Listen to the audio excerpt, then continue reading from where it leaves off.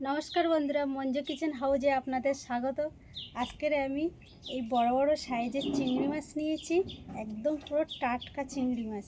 এই চিংড়ি মাছ দিয়ে আর কুমড়ো আর সজনের ডাঁটা দিয়ে রান্না করে দেখাবো আমাদের গ্রাম্য পদ্ধতিতে। আপনারা পুরো ভিডিওটা প্রথম থেকে শেষ পর্যন্ত দেখতে থাকুন, আর কি কি দিয়ে রান্নাটা করছি পুরো ভিডিওটা দেখতে থাকুন। চিংড়ি মাছগুলো কেটে নেবো। আর বন্ধুরা, আমরা তো সাধারণত সব সময় মাছ মাংস রেসিপি তো দিয়েই থাকি, তো আজকের মনে হলো যে একটু আমরা ঘরে সাধারণত যেই ধরনের রান্নাগুলো সব সময় করে খেয়ে থাকি সেরকম একটু রেসিপি আপনাদের দেখায়। ওই জন্য আজকের আমি এই রেসিপি করে দেখাচ্ছি।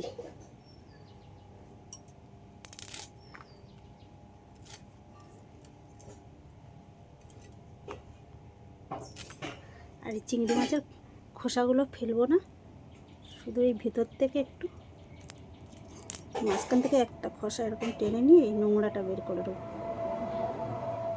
সজনের ডাঁটা আর কুমড়ো নিয়েছি অল্প করে, আর দুটো আলু নিয়েছি, এগুলো সব আমি কেটে নেবো। এবার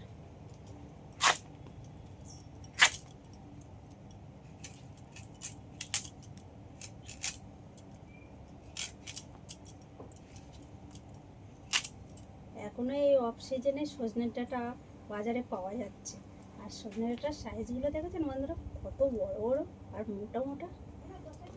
আমি এই ডাঁটাগুলো এবার কেটে নেব।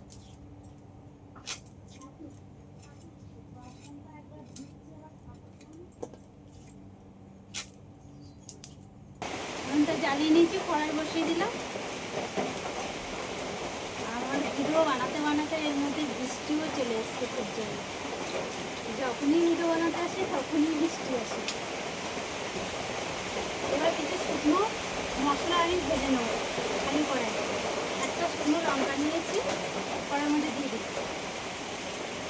কিছু গোটা ধনে আর কয়েকটা গোলমরিচ এটাও কড়াইয়ের মধ্যে দিয়ে দিচ্ছি।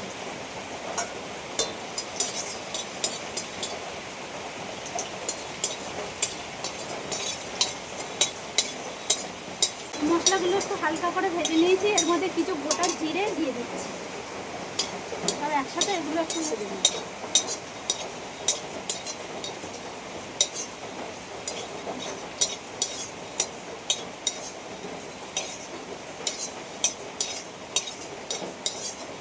একটা পোস্ত নিয়েছি, এর মধ্যে দিয়ে দিচ্ছি।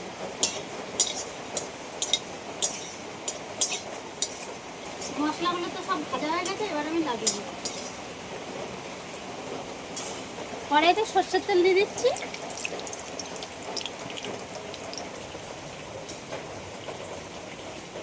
লবণ, হলুদ,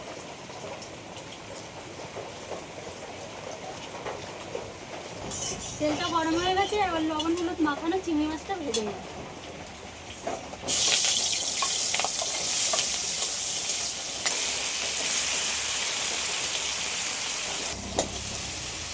আর এই চিংড়ি মাছগুলো একটু আমি হালকা করে ভেজে নিচ্ছি, বেশি কড়া করে ভাজবো না। চিংড়ি মাছগুলো এবার তুলে নেব।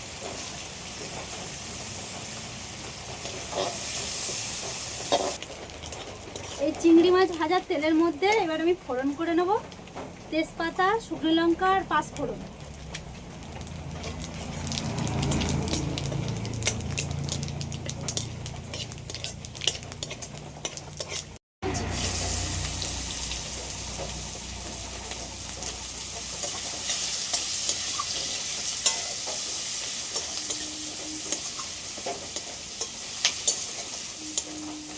পেঁয়াজগুলো একটু হালকা করে ভেজে নেবো, বেশি কড়া করে ভাজবো না। অল্প করে টমেটো কুচি দিয়ে দিচ্ছি।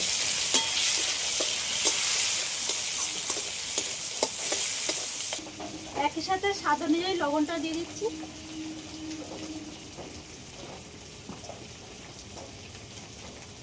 হলুদের গুঁড়ো,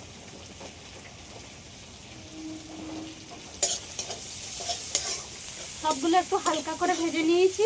এবার এর মধ্যে কেটে রাখা কুমড়ো, সজনে ডাঁটা আর আলু দিয়ে দিচ্ছি। এবার আমি একটা ঢাকা দিয়ে দিচ্ছি।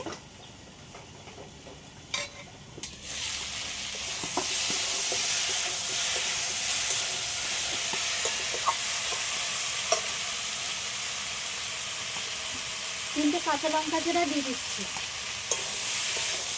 আর সবজিগুলো একটু ভালো করে ভেজে নিয়েছি। এবার আমি জল দিয়ে দেবো।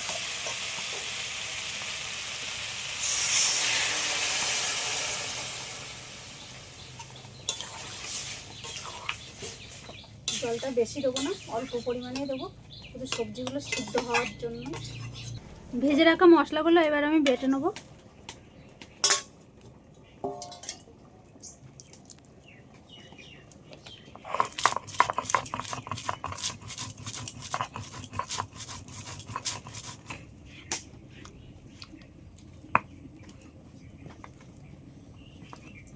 সবজিগুলো প্রায় সিদ্ধ হয়ে এসছে। এবার আমি ভেজে রাখা চিংড়ি মাছগুলো দিয়ে দিচ্ছি। আর এই তরকারির ঝোলটা একটু ঘন করার জন্য আলু আর কুমড়োটা একটু ভেঙে দেবো। কয়েকটা আলু আর কুমড়ো এইভাবে ভেঙে দেবো, তাহলে তরকারির ঝোলটা ঘন হবে আর খেতেও ভালো লাগবে।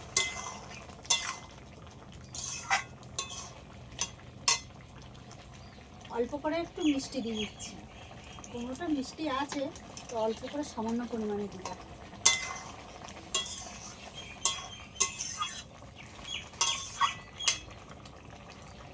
বাটা মশলাটা এবার দিয়ে দেবো।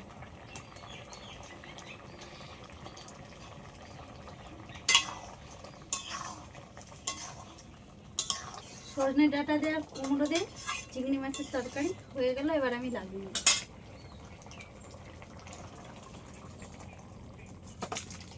আর বন্ধুরা, কুমড়োটার কালারটা এত সুন্দর, তরকারির কালারটা এত সুন্দর এসছে। শুকনো লঙ্কা তো বেশি দেয়নি, কয়েকটা কাঁচা লঙ্কা দিয়েছি আর একটা থেকে দুটো শুকনো লঙ্কা দিয়ে তরকারিটা রান্না করেছি। তাই এত সুন্দর দেখতে হয়েছে, খেতেও দারুণ লাগবে। আর আপনাদের যদি এই ভিডিওটা ভালো লেগে থাকে, লাইক সাবস্ক্রাইব করবেন। আর এরকম নতুন নতুন ভিডিও নিয়ে দেখা হবে পরবর্তী ভিডিওতে।